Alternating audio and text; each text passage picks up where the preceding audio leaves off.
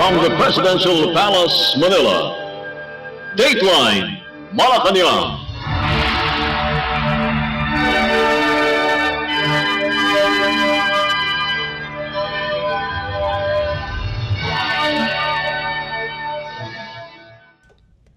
Good day, this is Dateline Malacañang and here are the news. Following the directive of Philippine President Ferdinand R. Marcos Jr. to continue monitoring closely areas and individuals vulnerable to monkeypox or mpox, the Quezon City government announced that the country's first case of mpox this year, a 33-year-old male patient with no travel history, visited two establishments in E. Rodriguez, Quezon City.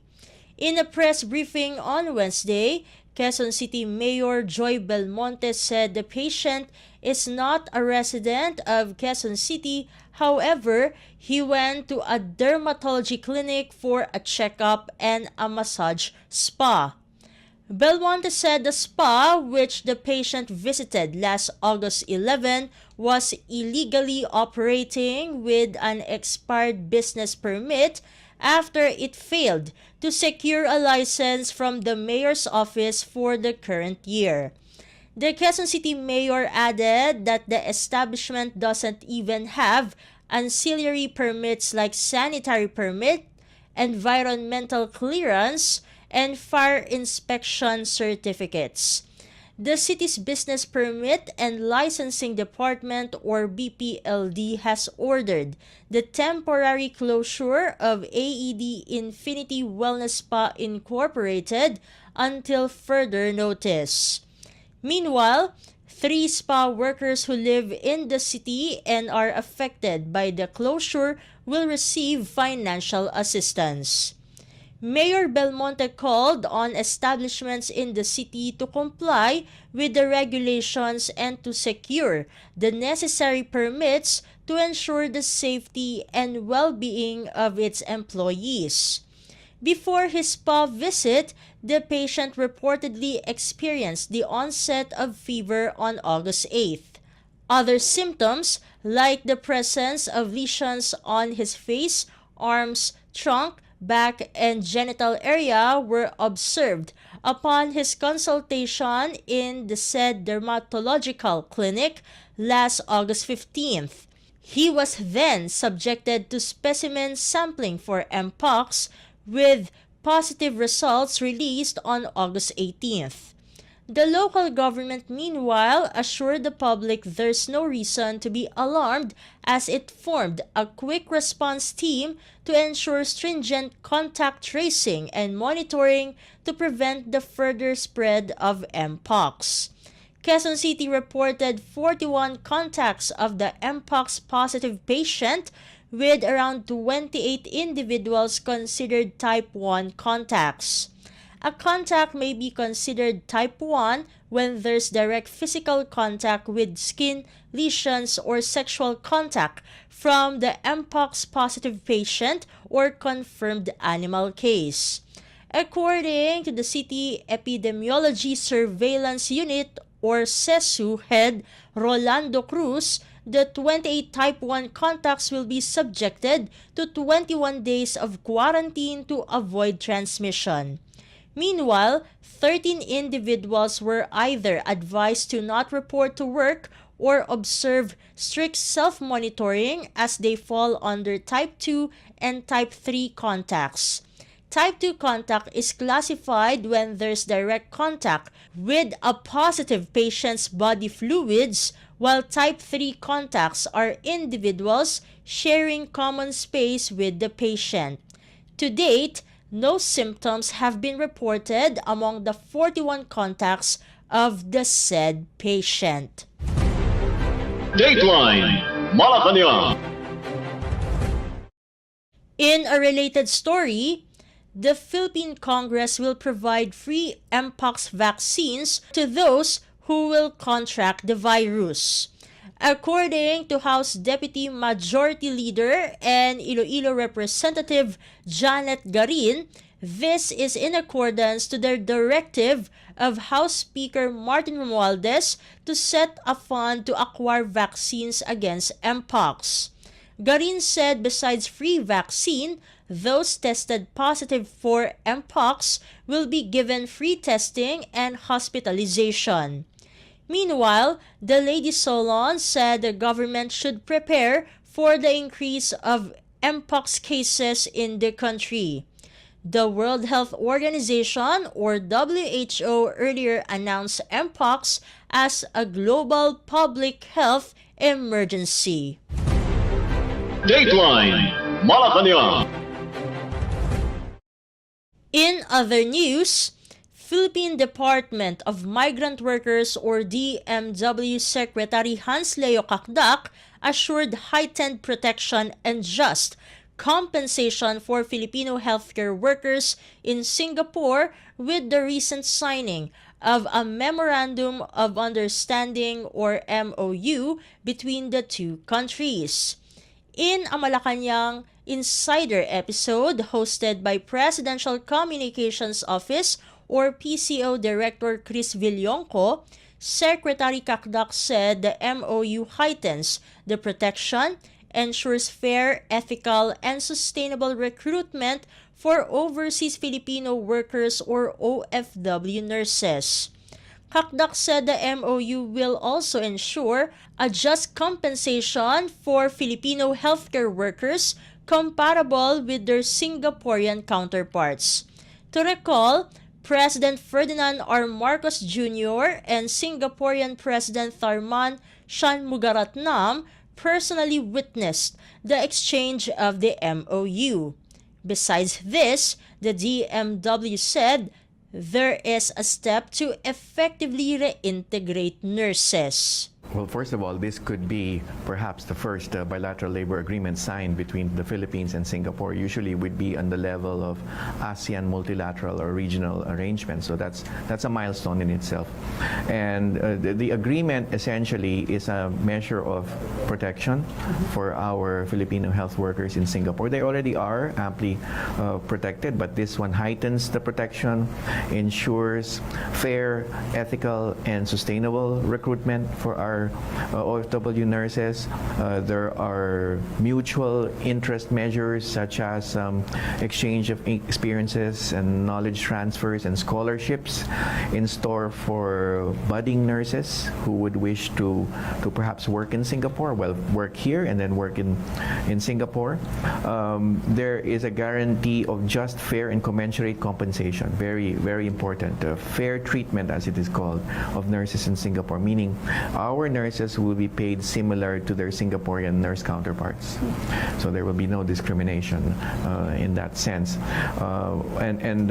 Also there are measures to effectively reintegrate our nurses. So all told, it's a measure of protection, of safer labor mobility for our nurses, for the mutual interest of both sides, mutual interest of the Singaporean health system as well as the Philippine health system and the Philippine economy. President always, amongst government officials and agencies and with the private sector, has always emphasized that today's bilateral labor relations, especially with healthcare workers, should not just entail the rights-based approach in terms of protecting the rights of workers, but look at developmental, market development measures, such as ensuring that there will be no dearth of nurses here for our very own healthcare system, as we know from the COVID days, COVID years, that we really, really need healthcare workers. So there are measures to strengthen our labor market in terms of healthcare workers. That is why measures such as scholarships and measures such as partnerships between institutions, whether healthcare or medical or healthcare educational institutions, are in store. After this agreement, there will also be a counterpart agreement with Sected Herbosa and the Singaporean side, with the Singaporean health minister, along these lines as well. So it's not just ensuring fair, safe labor mobility, but also ensuring what you had mentioned, the development of our own talent pool, talent base, so that our healthcare system is spoken for in terms of our healthcare needs. And And you just heard Department of Migrant Workers or DMW Secretary Hans Leo Kakdak. Dateline Malacañang. Meanwhile, the Philippine Department of Foreign Affairs or DFA on Wednesday said Brazilian Foreign Minister Mauro Vieira is set to witness the signing of 3 bilateral agreements in the Philippines, including one on education, when he goes on an official visit on the 23rd of August. The DFA said the visit is the first of its kind by a Brazilian foreign minister since the establishment of the diplomatic relations nearly 80 years ago, marking a pivotal moment in the two nations' ties. During a bilateral meeting, Foreign Affairs Secretary Enrique Manalo and Vieira will assess the current state of relations and consider opportunities to advance the Philippine-Brazilian ties. According to the DFA, among the agreements slated to be signed during the visit cover technical cooperation, cooperation in the peaceful uses of outer space, and education. The DFA said Minister Vieira's visit signifies the great importance both countries attach to the bilateral relationship. The two top diplomats will also exchange views on a range of issues, including trade and investments, cooperation in agriculture, defense, and in the multilateral arena.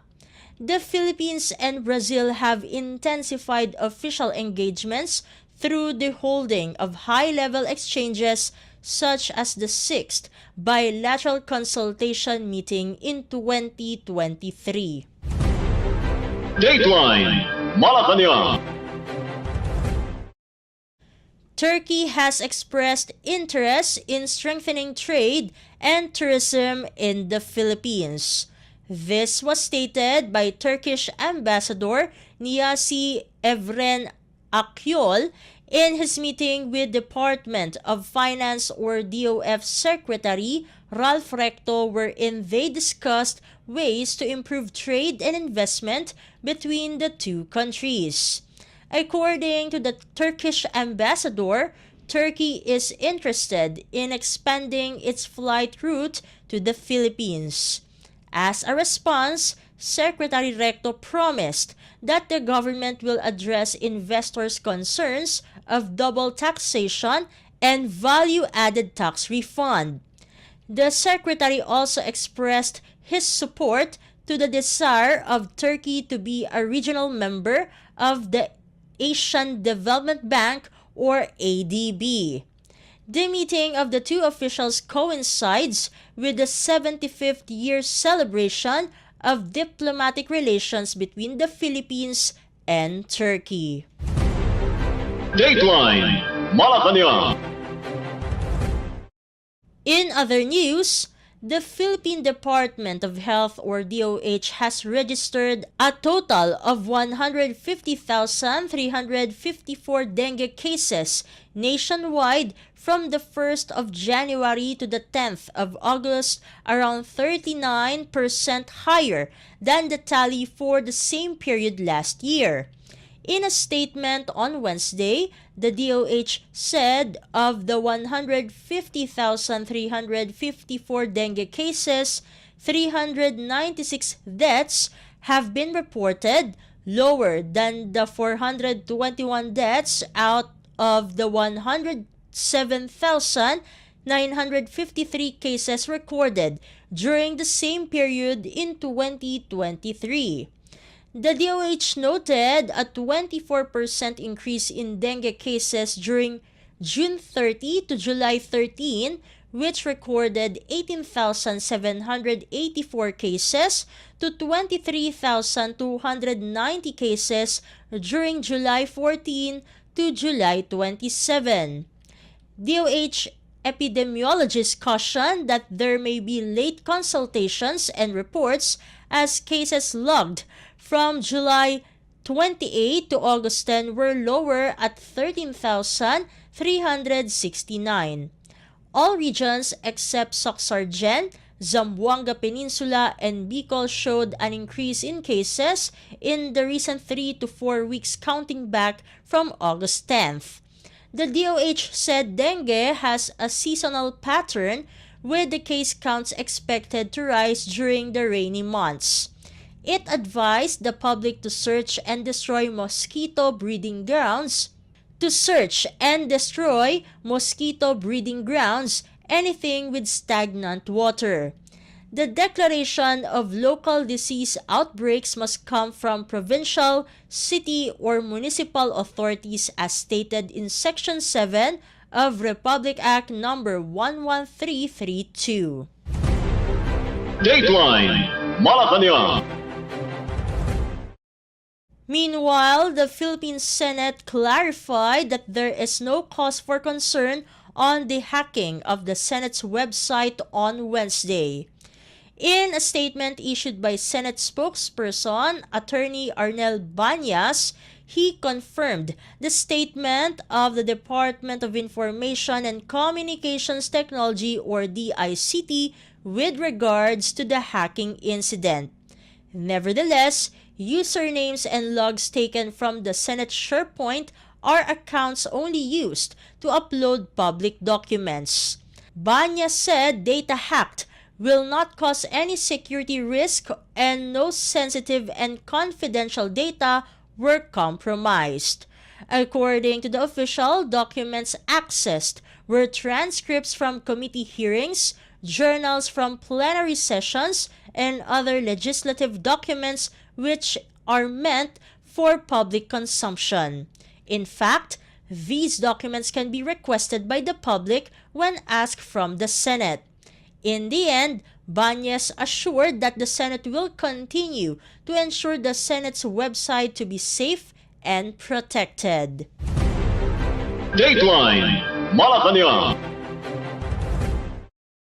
And finally, the Philippine House of Representatives on Wednesday overwhelmingly approved on the third and final reading a bill exempting Filipino athletes and their coaches from paying taxes on the incentives, rewards, bonuses, and other forms of emoluments they have received for winning medals in international competitions.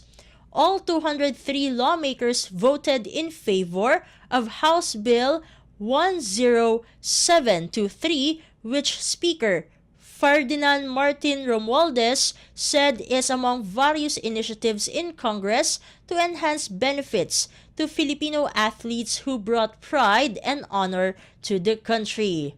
Once signed and enacted into law by President Ferdinand R. Marcos Jr., HB 10723 would amend Republic Act 10699 or the National Athletes and Coaches Benefits and Incentives Act. The bill seeks not only to exempt rewards awarded by brands and companies following an athlete's victory, but also donations used for the preparation of national athletes 1 year before the tournament. The bill exempts from national or local taxes, fees, and charges all incentives, rewards, bonuses, and other forms of emoluments, as well as donations, gifts, endowments, and contributions, whether from public or private persons or entities, received by national athletes who compete or win in international sports competitions, including those received by their coaches. Also, donations, incentives, and rewards given to the athletes and coaches prior to the competition and exclusively used to fund training and competition-related expenses shall be considered as allowable deductions from gross income for purposes of computing the taxable income of the donor. Under the bill, donors may avail of the tax exemption within 1 year before the competition entered into by the concerned athlete and coach and within 3 months after the international tournament. However, the required period to to avail of the tax exemptions does not apply for donations, rewards, and contributions coursed through the Philippine Sports Commission, the Philippine Olympic Committee, and the Philippine Paralympic Committee. Earlier, Romualdez said the House is also contemplating the grant of lifetime monthly pension to Filipino athletes who would win medals in the Olympics starting when they reach the age of 40. Dateline Malacañang. Before we conclude our program, Radyo Pilipinas World Service of the Presidential Broadcast Service is heard over the following shortwave frequencies: 15.640 MHz, 17.820 MHz, and 12.010 MHz. You can also visit our Facebook page and YouTube channel at Radyo Pilipinas World Service. You will be able to hear and view our Filipino and English programs, including news updates here in the Philippines. Kindly subscribe, like, and share our posts as well. And that concludes today's edition of Dateline Malacañang for Radyo Pilipinas World Service. This has been Steph Vecente. Good day and stay safe, everyone. From the Presidential Palace, Manila, Dateline Malacañang.